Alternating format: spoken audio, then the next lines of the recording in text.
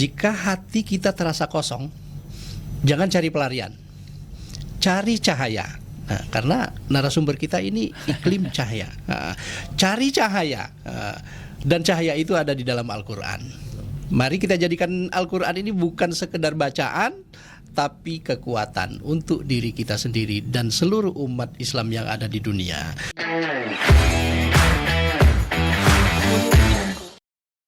Assalamualaikum warahmatullahi wabarakatuh. Waalaikumsalam. Halo sahabat zakat, selamat datang kembali di podcast Basnas Provinsi Sumatera Selatan. Alhamdulillah kita kembali hadir untuk berbagi ilmu dan wawasan tentang nilai-nilai Islam dan berbagai aspek kebaikan di dalamnya. Pada kesempatan yang berbahagia ini, kami di BMC Studio sudah kehadiran sosok yang luar biasa, sosok yang istimewa. Tentunya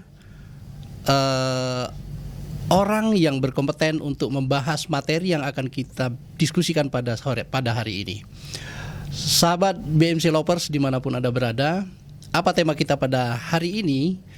Kita akan bincang-bincang seputar Al-Quran. Tentu materi yang sangat menarik.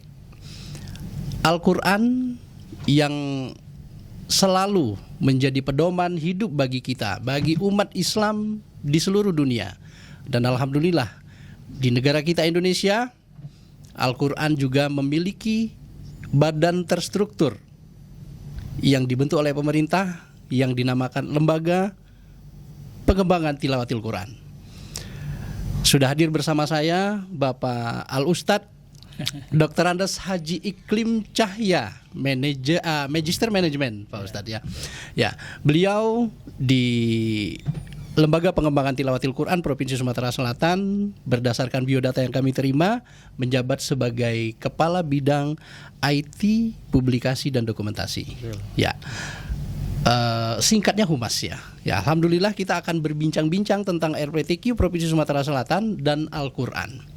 Apa saja informasi yang menarik yang akan kita diskusikan pada hari ini? Simak, jangan kemana-mana. Di BMC Studio kami hadir melalui berbagai macam media sosial. Ada di channel YouTube, Instagram, dan hadir juga kita secara live streaming melalui akun TikTok BMC Studio Basnas Provinsi Sumatera Selatan. Baik BMC Lover semuanya, saya akan menyapa narasumber kita yang luar biasa pada hari ini. Assalamualaikum warahmatullahi wabarakatuh Pak Ustadz. Waalaikumsalam warahmatullahi wabarakatuh. Bagaimana kabarnya Pak Ustadz? Alhamdulillah baik. Alhamdulillah. Ya, terakhir saya ketemu secara langsung ataupun tidak pada saat perhelatan seleksi tilawatil Quran di Kabupaten Pali. Ya, itu merupakan perhelatan yang luar biasa. Banyak talenta-talenta yang luar biasa. Banyak sekali potensi para pecinta Al-Quran yang dihadirkan, yang berkompetisi dalam artian untuk mengembangkan Al-Quran sesuai dengan tuntunan syariah agama Islam. Baik, Pak Ustadz, saya panggil Pak Ustadz nih Pak Ustadz. Pak Iklim. Iya, Pak Ustadz Iklim.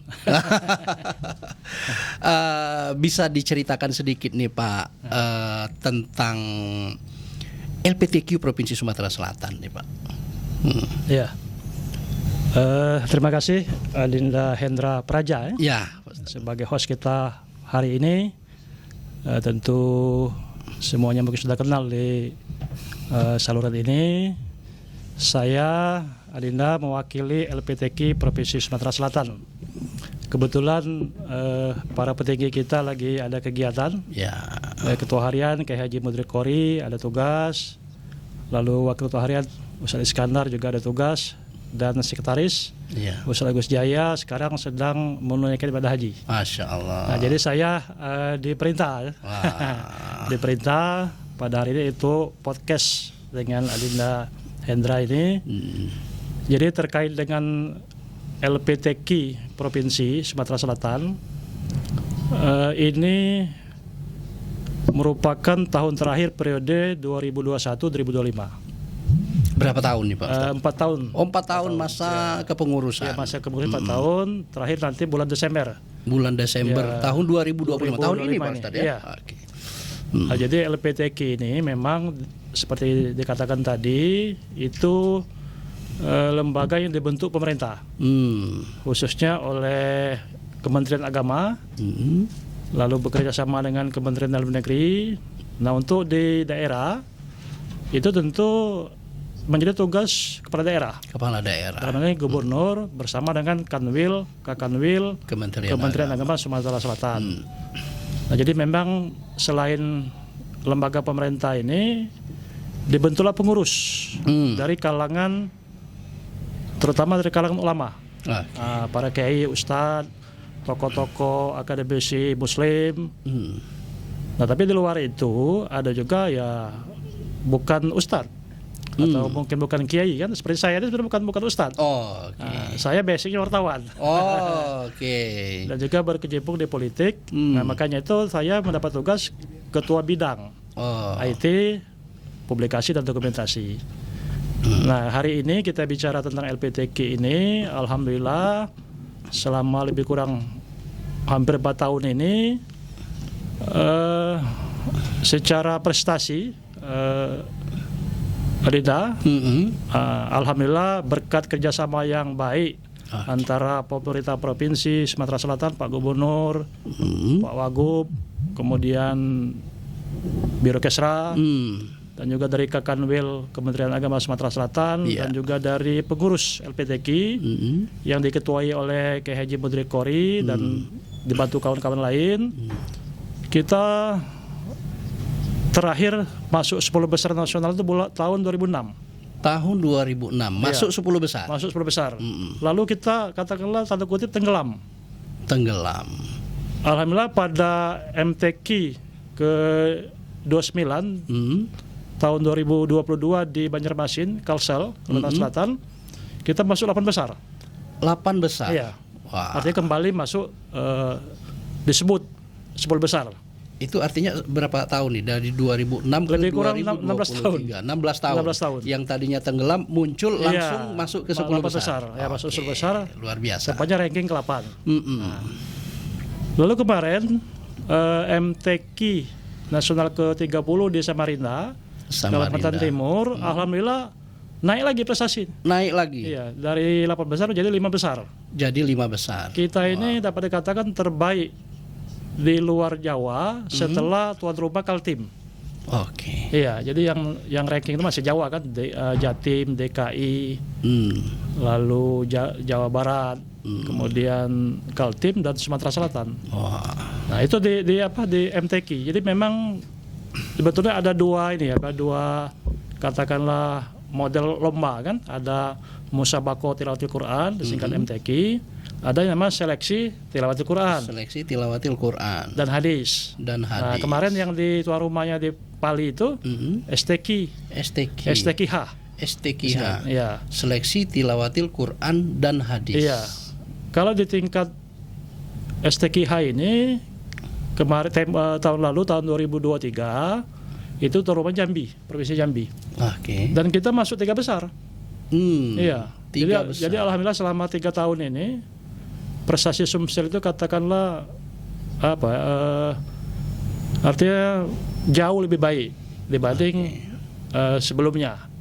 Nah, ini tentu memang berkat ya mungkin tadi kita mungkin dari rekrutmen para peserta, pembinaan, juga sokongan atau dukungan dari pemerintah daerah ini kan luar biasa. Berarti bisa menaik prestasi ini. Dan nanti tahun ini 2025 ini ada STQH tingkat nasional di mana? Di Kendari, Sulawesi Tenggara. Wah, di Sulawesi. Insya Allah bulan Oktober nanti. Nah, kita berharap tentunya minimal bertahan di 3 besar tadi kan. Ya, harus dong. Iya. Jadi kalau lihat sekarang sudah mulai TC, sudah mulai dibenahi yang dari hasil kemarin yang di STQH tingkat provinsi, ada TC lagi, terus dipantau, mudah-mudahan ya sesuai dengan yang kita inginkan. Nah, ini cerita sedikit tentang LPTQ mengenai prestasi yang didapat. Tentu MTQ, STQH ini kan hanya sarana, hanya sarana dalam rangka membumikan Al-Quran dan hadis. Betul. Ya, tapi dengan adanya lomba-lomba ini diharapkan terpacu pondok pesantren, lembaga pengajian, rumah tahfiz, ya memotivasi, sehingga mungkin dari situ ya terus bermunculan anak-anak kita, adik-adik kita ini untuk berprestasi. Nah, tapi bukan cuma ansi prestasi, tapi juga yang penting itu bagaimana memasyarakatkan Al-Quran. Istilah Pak Gubernur Pak Herman Deru ini ya membumikan Al-Quran, sehingga betul-betul ya akan menjadi tadi pedoman bagi kita sehari-hari. Dan mereka kita meningkatkan iman dan takwa kepada Allah. Dan mereka memang juga terkait dengan masalah pembangunan daerah. Ya, artinya luar biasa Pak ya. Prestasi yang didapat, ditambah lagi dengan dukungan pemerintah, baik pemerintah pusat. Tadi kalau saya simak bahwa LPTQ ini didirikan oleh pemerintah melalui Kementerian Agama dan Kementerian Dalam Negeri. Artinya dua kementerian yang menaungi lembaga ini. Betul. Ya, kemudian di daerah juga diperkuat oleh kepala daerahnya. Nah, sehingga LPTQ ini bukan lembaga yang lembaga yang kaleng-kaleng mungkin kalau bahasa anak muda sekarang untuk mengembangkan minat, motivasi terhadap pemahaman terhadap Al-Quran. Jadi intinya kan lebih kepada pemahaman. Nah, karena di dalam Al-Quran ini menurut pendapat saya pribadi ada seni di dalamnya gitu kan. Seni membaca Al-Quran, seni menghafal Al-Quran. Nah, inilah yang menjadi fungsi dan peran dari LPTQ untuk semakin mengedepankan mengedepankan Al-Quran ini bagi umat Islam yang ada di Sumatera Selatan terutama, karena kita berbicara masalah LPTQ Provinsi Sumatera Selatan. Oke, Pak Iklim tadi agak berat beberapa kali saya panggil Pak Ustadz, Pak Iklim. Oke, Pak Iklim selaku bidang IT Humas dan IT publikasi dan dokumentasi di LPTQ Provinsi Sumatera Selatan. Sudah tentu LPTQ ini dari 2006 ya. 2016 tadi ya. 2006 yang dengan prestasi yang pernah 10 besar, baru bisa direbut kembali tahun 2022. Ini merupakan capaian yang sangat luar biasa. Kiat-kiat dari para pengurus LPTQ Provinsi Sumatera Selatan sendiri bisa sampai ke titik itu, Pak Ustaz? Iya. Jadi memang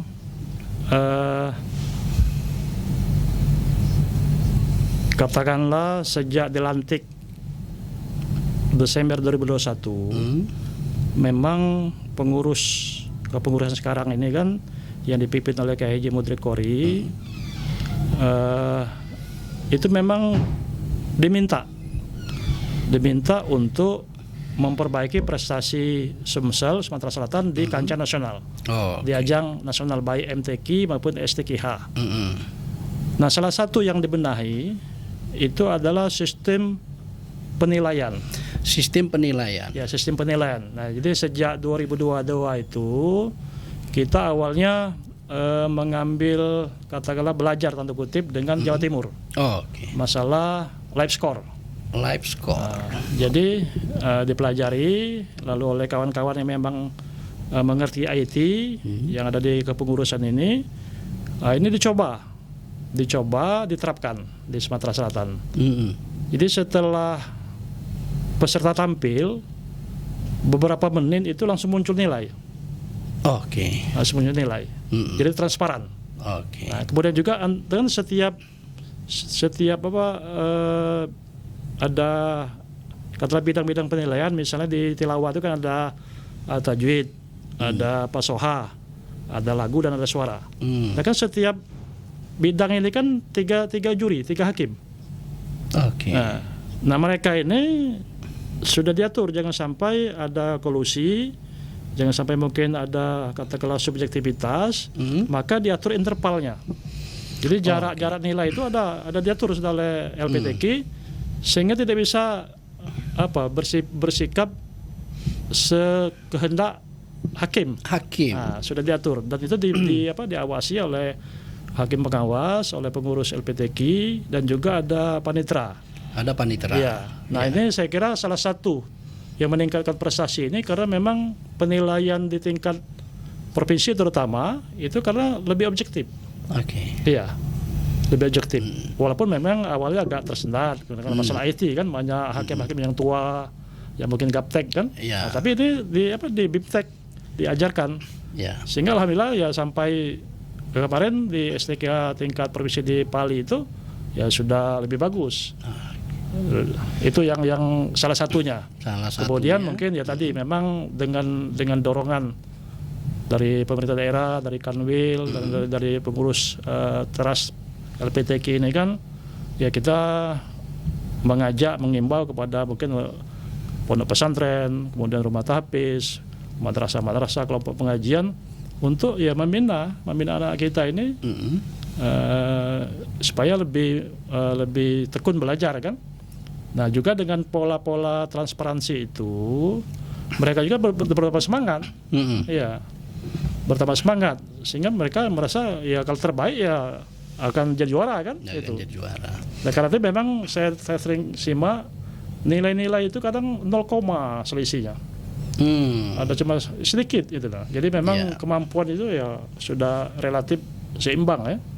Tinggal siapa yang paling siap saat itu yang muncul. Ya. Itu salah satunya yang membuat prestasi Sumsel lebih baik dibanding sebelumnya. Oke. Artinya ada dua hal. Pertama dari sisi pemanfaatan IT ya. Betul. Nah, yang kebetulan Pak Iklim yang membidangi gitu kan, membidangi masalah IT. Betul. Artinya memiliki terobosan yang luar biasa dalam rangka selektif untuk menseleksi. Betul. Ya. Artinya pemanfaatan teknologi yang kalau tadi 0, itu dengan pemanfaatan rumus-rumus digital itu akan semakin detail untuk menilainya. Artinya tidak bisa kita bermain-main dengan rumus-rumus yang ada di digital itu. Ya katakanlah Excel sendiri, misalnya Excel. Secara sederhana kita berbicara Excel. Excel itu akurat gitu kan. Nolnya mau koma berapa, Excel akan menghitung dengan akurat. Kira-kira mungkin seperti itu Pak Iklim. Nah, termasuk juga ini termasuk juga kita terbuka dengan protes. Kalau ada protes tidak puas, itu kemarin awalnya kan kalau di waktu sebelumnya itu orang protes kita rapatkan, dibahas bersama Dewan Hakim kan, majelis hakimnya. Tapi kemarin itu di Pali kita undang juga yang protes supaya puas. Dia menyampaikan keluh kesahnya atau mungkin protesnya, lalu dijawab oleh yang terkait terutama oleh majelis hakimnya. Nah, sehingga ya mereka juga kan mendapat pengetahuan. Kalaupun memang tidak berhasil, memang pengetahuan. Jadi memang ya terbuka. Saya kira memang dengan sistem transparansi ini LPTQ juga harus berjiwa besar kalau ada protes atau sanggahan. Nah, itu alhamdulillah ya itu tetap artinya kita memang berniat bertekad untuk prestasi kita di nasional. Bukan kita mungkin berpihak pada salah satu daerah. Nah, jadi memang ini juga saya kira kemajuan lah yang terjadi sekarang ini. Artinya LPTQ Provinsi Sumatera Selatan itu sangat terbuka. Terbuka dalam hal penilaian, kemudian dalam hal keberatan peserta, gitu, ataupun dari ofisial misalnya seperti itu. Kemudian rekrutmen ataupun penjaringan peserta nih. Nah, untuk peserta sendiri ini kan Sumatera Selatan itu memiliki 17 kabupaten kota. Betul. Nah, ini LPTQ ini sendiri apakah hanya ada di provinsi atau di setiap kabupaten kota itu ada, Pak Ustaz? Dan kemudian bagaimana mekanisme penjaringan peserta untuk diikutsertakan dalam seleksi? Jadi kita ini ya pasti sampai ke kabupaten kota itu ada kepengurusan LPTQ. Mereka juga kan ya satu pilar juga dengan bagian kesra pemerintah daerah dengan Kemenak setempat kan.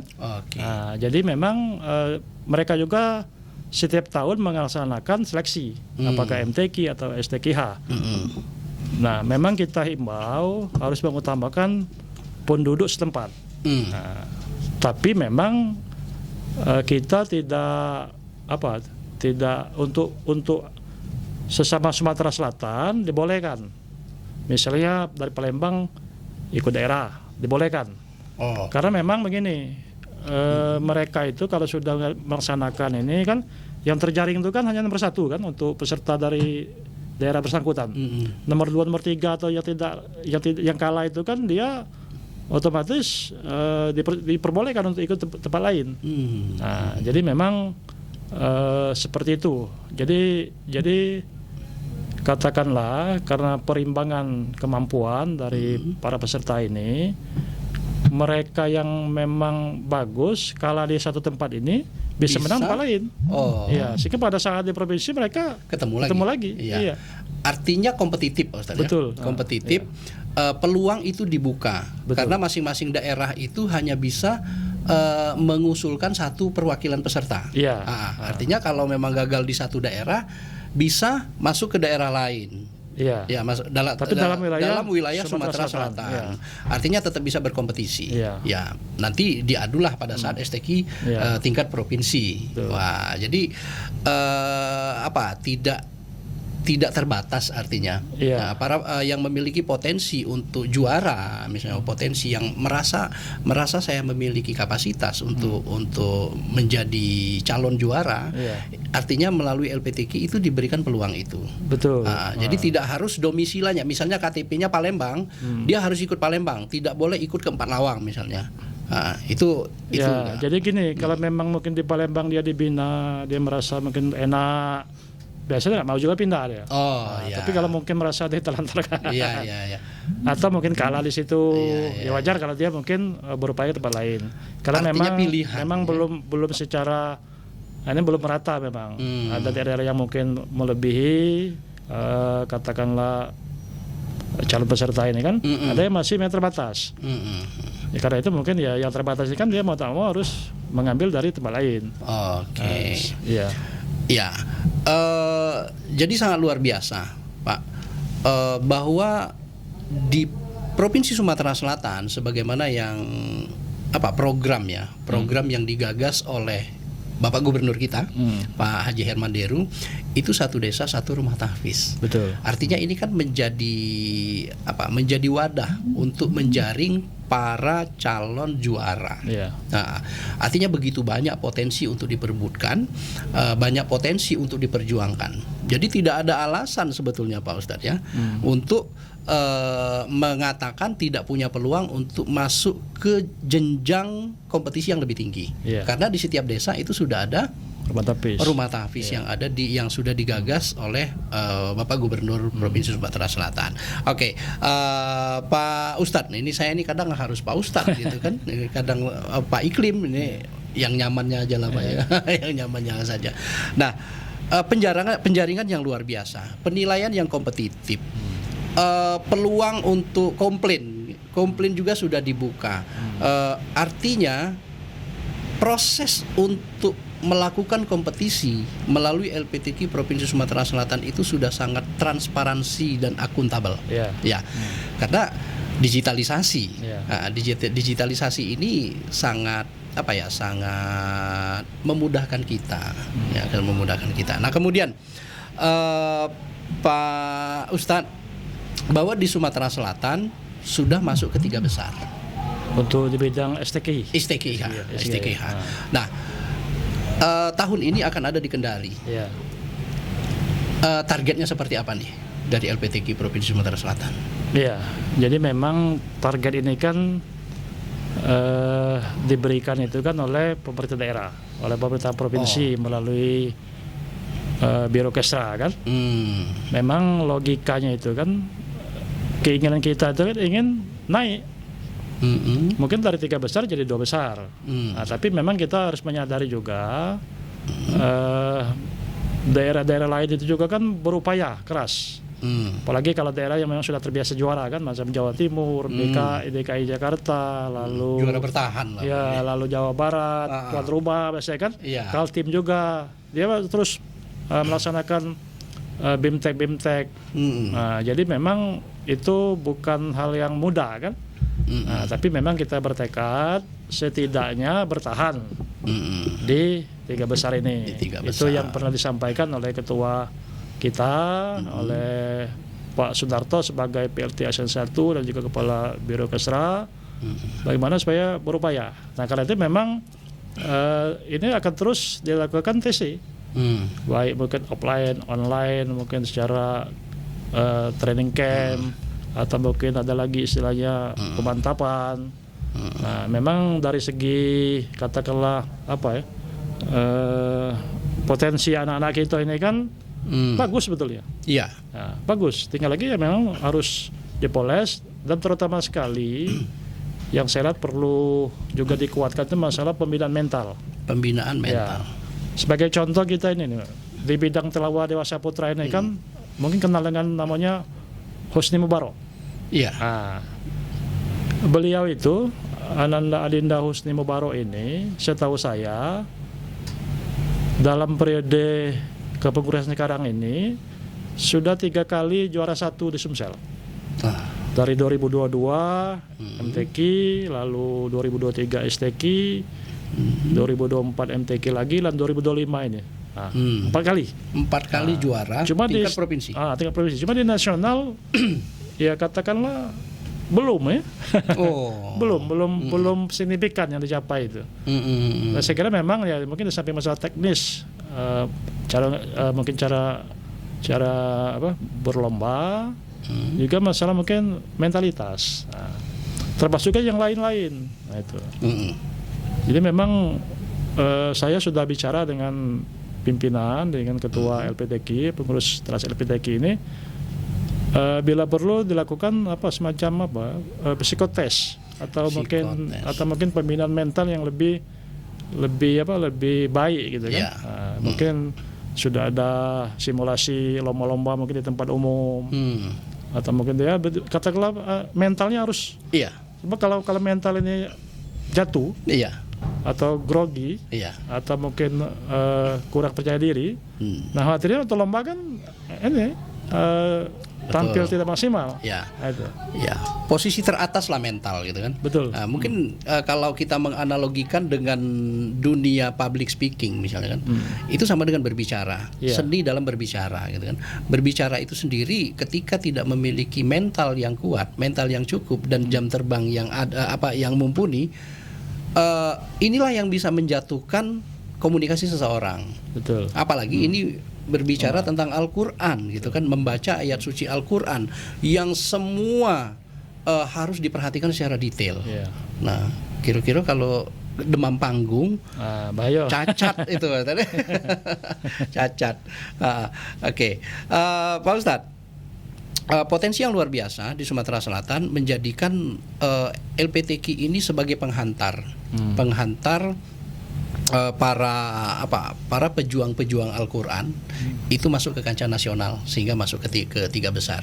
Tadi sudah ditargetkan, harapannya adalah di tahun 2025 minimal bertahan di 3 besar. Kira-kira ini yang diunggulkan cabang apa nih oleh LPTQ Provinsi Sumatera Selatan untuk di tahun ini? Iya, sebetulnya memang kalau saya mendengar dari pembicaraan yang lebih tahu teknis ya, para majelis hakim dengan juga ketua LPTQ, kita itu memang sebetulnya tetap punya peluang hampir di setiap cabang. Nah, tinggal lagi kan karena bersaing, siapa yang memang mungkin tadi tampil prima, mental bagus, insya Allah masuk. Apakah juara 1 atau mungkin juara 2 atau juara 3 kan? Nah, tapi memang saya dengar antara lain yang punya kemungkinan, punya peluang itu seperti di karya tulis ilmiah hadis. Lalu tafsir bahasa Arab, kemudian 5 juz, satu juz tilawah, 5 juz tilawah, kemudian 20 juz, 30 juz tahfiz kan, atau hifzil Quran.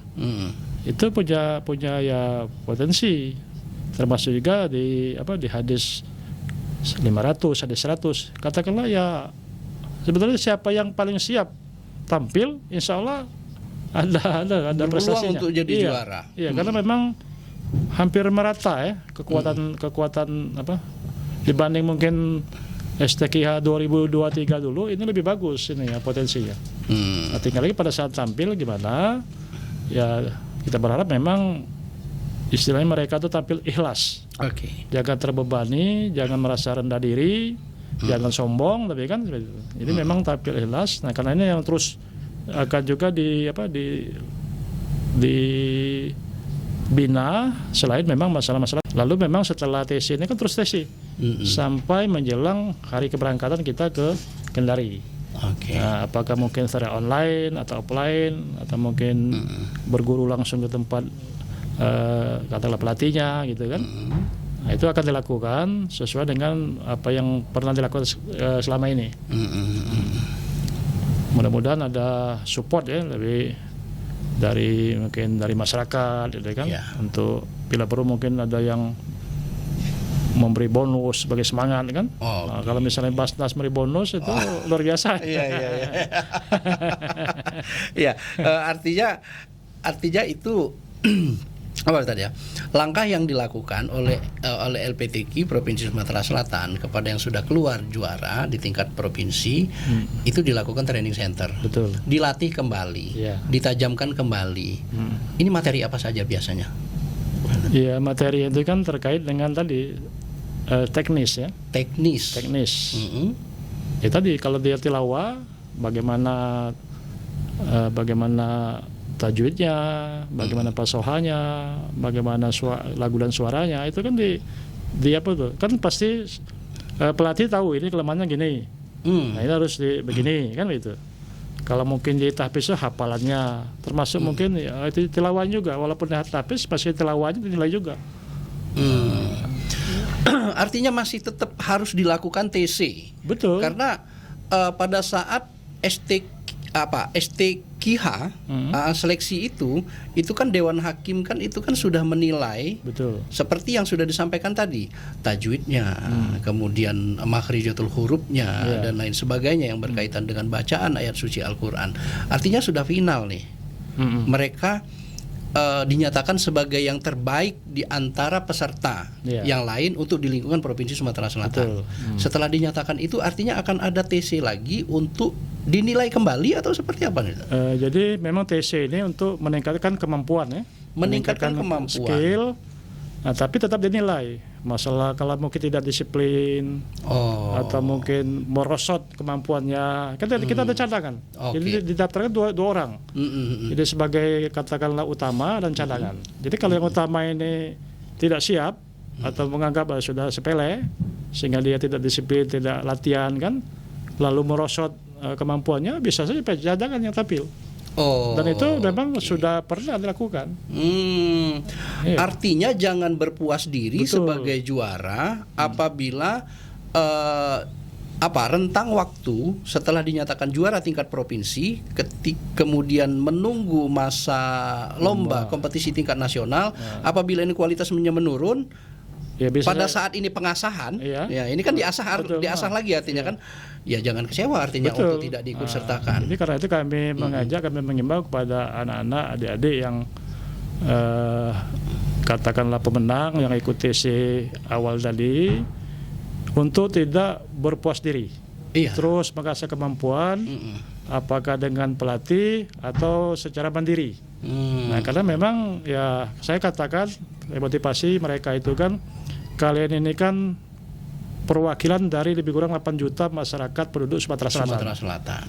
Nah, kalau kalian itu berprestasi, tentu yang akan menikmatinya kan mereka sendiri terutama kan, orang tuanya. Kita ini kan hanya ikut senang, kan, ikut bangga. Nah, mereka mungkin kalau berprestasi kan masa depan mereka lebih cerah gitu kan. Itu jangka panjang. Iya. Belum lagi bonus tadi yang disebutkan. Bonus. Kalau bonusnya besar kan ya bisa jadi jadi modal untuk hidup kan. Iya. Walaupun memang tadi saya katakan bahwa ini adalah sarana untuk membumikan Al-Quran dan hadis. Ya, jadi bukan cuma sebatas lomba. Kita berpikir pragmatis seperti itu, tapi memang tentunya ini sebagai dasar untuk kita membumikan Al-Quran khususnya di bumi Sumatera Selatan ini. Bumi Sumatera Selatan. Ya. Jadi kalau menurut kata pimpinan Basnas RI yang kebetulan tadi mampir ke sini, bahwa di Sumatera Selatan ini merupakan DNA-nya para pejuang katanya. Iya. Karena kerajaan Sriwijaya itu hadir di Sumatera Selatan. Betul. Artinya kita itu berbagai macam pejuang, Pak Iklim ya. Termasuk barangkali kan pejuang di bidang Al-Quran. Karena saya juga pernah ini agak menyimpang dari topik LPTQ, tapi masih tetap seputar Al-Quran. Yeah. Bahwa ternyata di Palembang itu dinyatakan sebagai pencetak Al-Quran pertama di tingkat Asia Tenggara.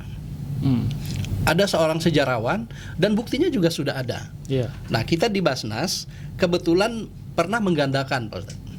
Menggandakan Al-Quran itu dengan dengan gaya ya, dengan gaya Palembang, songket.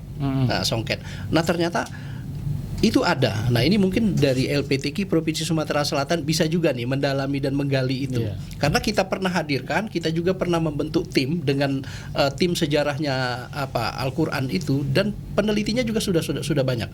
Bahkan di tingkat nasional juga sudah melakukan penelitian terhadap Al-Quran itu. Al-Quran itu pernah dibawa ke sini soalnya. Nah, mungkin sebagai masukan saja ini Pak Ustadz, bahwa di Palembang terutama ya, secara khusus Palembang dan Sumatera Selatan pada umumnya, bahwa memang Al-Quran ini di tempat kita berpijak ini memang sudah diperjuangkan sejak dulu, sudah diperkenalkan sejak dulu. Al-Quran pertama kali dengan menggunakan mesin cetak batu kalau nggak salah seperti itu. Nah, nanti bisa di Google banyak soalnya informasi itu tentang Al-Quran. Ada seorang keturunan juga masih ada. Keturunan yang memiliki Al-Quran itu juga masih ada. Oke, kita kembali nih Pak Ustadz. Tadi kiat-kiat sudah, bonusnya sudah. Artinya untuk memberikan bonus ini kan ketika sudah berbicara masalah Al-Quran, orang berlomba-lomba untuk memberi. Jadi LPTQ Provinsi Sumatera Selatan tidak perlu khawatir, artinya kan gitu kan. Baik dari pemerintah sendiri barangkali. Nah, selain pemerintah biasanya seperti apa nih peran masyarakat Pak Ustadz terhadap LPTQ Provinsi Sumatera Selatan dalam menyelenggarakan event STQ ataupun MTQ? Iya, memang kita ini kan di LPTQ ini kan dana hibah dari pemerintah daerah kan. Nah, tapi memang kalau kita banding-bandingkan dengan beberapa daerah yang sudah prestasinya itu lebih baik, seperti Jawa Timur, DKI, Jawa Barat, mungkin Banten, dan Kalimantan Timur, itu kita itu jauh sebetulnya, jauh lebih kecil. Nah, tapi karena itu memang ya LPTQ berupaya untuk menggugah masyarakat yang punya kemampuan, apakah BUMN, apakah mungkin BUMD atau perorangan atau swasta yang punya kemampuan untuk berpartisipasi dalam rangka memang demi Al-Quran ini. Itu. Jadi insya Allah kalau memang mereka berpartisipasi menyumbang dana atau mungkin bonus untuk peserta kita ini, yang mereka setiap hari mungkin baca Al-Quran, yang hatam Al-Quran, yang hafaz Quran kan, yang mudah-mudahan keberkahan itu akan ikut ke penyumbang ini. Itu kita harapkan seperti itu. Dan memang ya sudah ada, walaupun memang ya tentunya belum merata juga kan, tapi ada yang membantu, alhamdulillah. Nah, ini mungkin ya insya Allah mungkin secara kerjasama mungkin dengan pemerintah daerah, dengan Kanwil Kemenang, LPTQ mendorong, mengupayakan ini kan, sehingga ada partisipasi publik istilahnya. Ya, artinya seperti yang saya sampaikan tadi, bahwa ketika masalah Al-Quran biasanya orang ini rebutan. Dan lebih-lebih lagi Kota Palembang secara khusus masalah Al-Quran tadi saya sampaikan percetakan tertua ada di Palembang. Dan sekarang menjadi objek wisata juga Al-Quran Akbar. Artinya perhatian kita ataupun peran serta masyarakat di bidang Al-Quran ini ketika berbicara masalah Al-Quran ini luar biasa. terbesar di dunia Al-Qur'annya gitu kan. Nggak tahu kalau sudah ada yang lebih besar sekarang gitu kan. Yang di ini apa? Yang di Gandus itu kan. Yang di Gandus. Artinya pemerintah juga ini sudah sangat optimal untuk membantu masyarakat dalam rangka pengembangan tilawatil Quran, Pak Ustadz ya. Semoga ini tetap menjadi perhatian khusus lah, Pak Ustadz ya, dalam rangka pengembangan tilawatil Quran yang ada di Provinsi Sumatera Selatan. Nah, sekarang kita geser ke LPTQ dan Basnas. Nah, LPTQ merupakan lembaga pemerintah, lembaga yang dibentuk oleh pemerintah. Saya tidak menyebut lembaga pemerintah karena saya belum tahu gitu kan. Lembaga ataupun organisasi yang dibentuk oleh pemerintah melalui Kementerian Agama dan Kementerian Dalam Negeri. Itu sebetulnya kalau saya lihat sepintas ini mirip sama lah dengan Basnas gitu kan. Basnas lembaga pemerintah yang didirikan berdasarkan undang-undang di bawah naungan Kementerian Agama. Artinya cakupan kita tetap Kementerian Agama. Nah, menurut Pak Iklim sendiri, ini korelasi apa, sinergi apa yang baik dilakukan nih antara LPTQ dengan Basnas? Karena apa? Sama-sama berjuang untuk ini apa? Satu berjuang untuk Al-Quran, ini berjuang untuk umat. Gitu kan. Menurut pandangan Pak Iklim sendiri seperti apa? Ya, ini kan katakanlah sangat wajar, sangat baik ada kerjasama antara LPTQ dengan Basnas kan. Bukan hanya sekedar mungkin faktor dibawa Kemenak, tapi sebetulnya kerjasama ini kan pertama kalau mungkin peran LPTQ itu bisa menjadi tanda kutip jurkam, juru kampanye atau mungkin penyuluh, sehingga banyak orang tergugah untuk sedekah, untuk infak, menunaikan zakat. Lalu kalau dari sisi Basnasnya itu kan ada juga salah satu yang bisa dibantu itu kan fisabilillah. Mungkin para yang ngaji Quran, para ini kan termasuk juga fisabilillah. Jadi mungkin dari situ ya ada korelasi yang bisa dikerjasamakan. Mudah-mudahan mungkin melalui seperti itu ya setidaknya orang-orang yang ingin bersedekah atau berzakat, berinfak melalui Basnas ini akan tambah banyak. Lalu ada yang memang bisa diperjuangkan atau mungkin sudah diberikan untuk para ahlu Quran. Sehingga mungkin lebih sempurna ya, lebih barokah. Ya, karena artinya apa ya? Kita harus gotong royong nih Pak Ustadz ya. Betul. Gotong royong. Dari sisi Basnas apa, dari LPTQ ini tadi apa. Nah tadi sudah cukup menarik masalah mungkin kalau jurkam agak lebih ke politik nih arahnya gitu kan. Nah mungkin lebih kepada penyuluh tadi nih, penyuluh, atau kalau kita di Basnas itu menyebutnya dengan dai desa misalnya gitu. Nah apalagi LPTQ ini kan hadir di setiap kabupaten kota. Artinya ini bisa dijaring bahwa kerjasama gitu kan, untuk mengembangkan umat ini artinya penyuluh ini bisa menggairahkan para muzaki, munfik melalui Al-Quran. Nah Basnas ini bisa masuk juga ke dalam itu artinya, kira-kira begitu. Sehingga semakin banyak juga para agnia yang mungkin belum tentu tersentuh oleh Basnas bisa disentuh melalui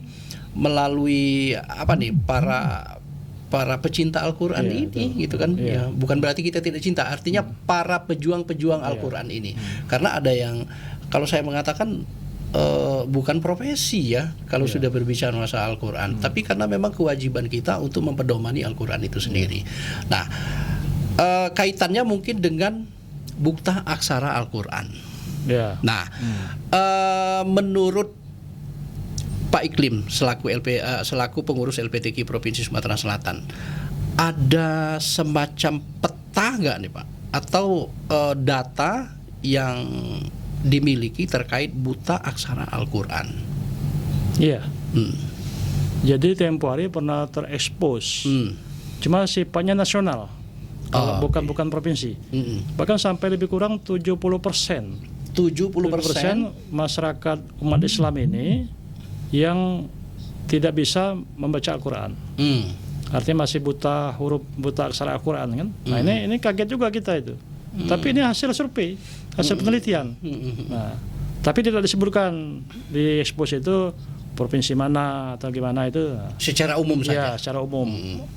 Dan memang kalau saya perhatikan mungkin mereka yang belum bisa baca Al-Quran ini, terutama sebelum ditemukannya metode Iqra.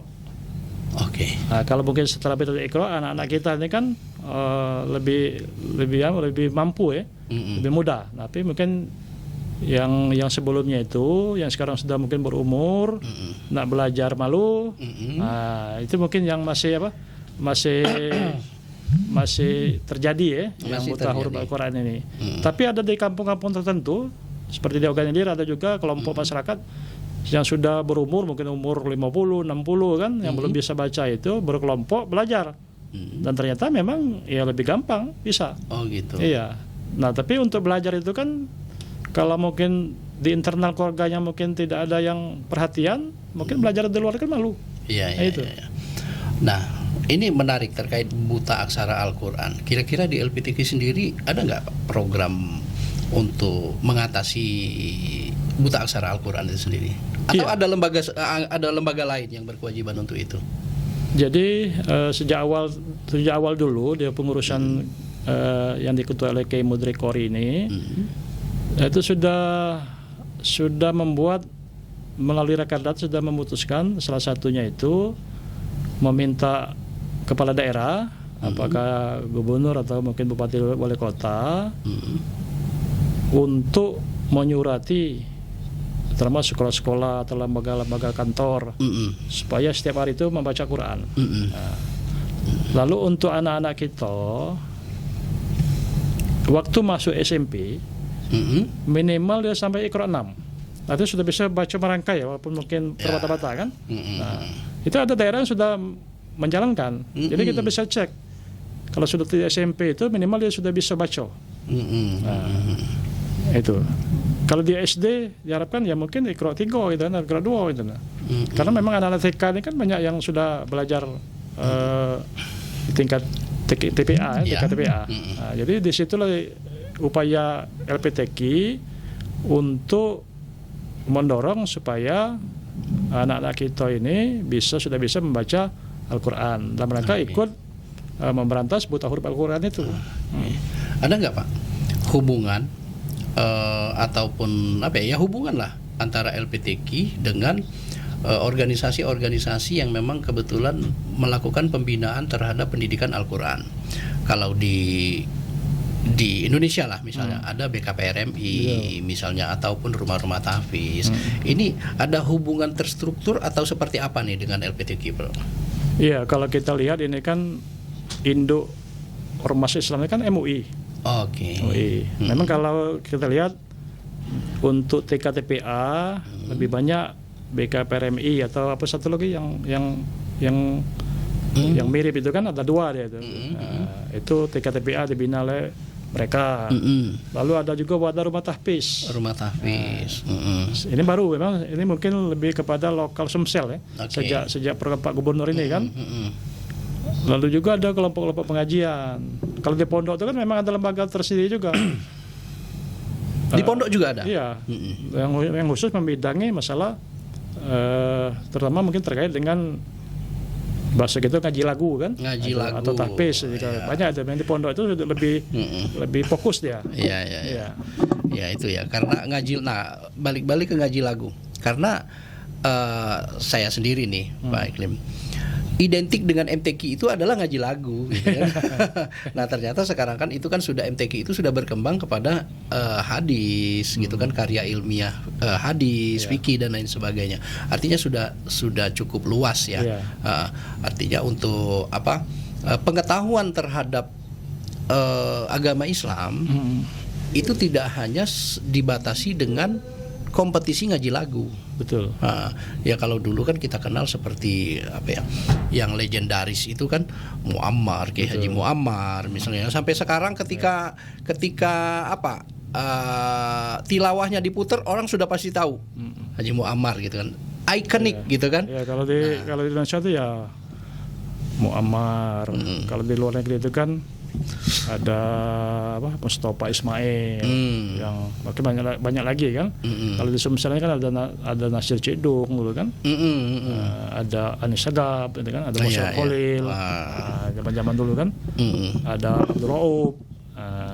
Sebenarnya sejak Abdul Rauf itu kan juara 1 MTQ nasional tahun 97 di Jambi. Nah, sejak itu juara 1 tilawah ini, tilawah dewasa itu belum ada lagi, lama juga. Nah, tapi memang awalnya itu memang tilawah, ngaji lagu itu kan. Tapi kemudian berkembang, ada tahfiz, ada hifzul Quran, ada kaligrafi, seni menulis Al-Quran kan. Ada tadi karya tulis ilmiah Al-Quran, hadis. Kemudian juga ada ya macam-macam tilawah juga. Sekarang salah ada 8 cabang ya. Tilawahnya saja 8 cabang. Enggak, seluruh yang dilombakan ini. Oh, oke. Ada 8 cabang. Kalau di STQ itu 5 cabang. 8 cabang itu terbagi golongan anak-anak, golongan dewasa, golongan macam-macam itu kan. Ya. Artinya sangat banyak. Iya, jadi ini dalam rangka memang menggugah supaya ya lebih meriah itu kan. Lomba-lomba ini.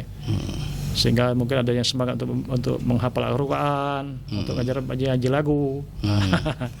Iya. Jadi memang pemerintah kita ini alhamdulillah kan terus berinovasi. Berinovasi melalui LPTQ. Melalui LPTQ nasional. LPTQ nasional, oke. Untuk mengembangkan bahwa pengetahuan agama Islam itu melalui MTQ. MTQ itu MTQIH atau MTQ saja? Kalau yang sekarang ada MTQ, lalu ada STQH. Jadi tahun ini MTQ, tahun depan STQH. Itu posisinya semuanya di tingkat nasional ada? Ada. STQH dan MTQ. Iya. Jadi ada 2. Jadi kalau STQH itu cabangnya tidak sebanyak MTQ. Oh. Nah, itu. Ya, mungkin ya sebagai selingan lah kira-kira kan. Memang 2 tahun sekali. Ya mungkin mengefektifkan proses penjaringan juga. Oke. Baik Pak Ustadz.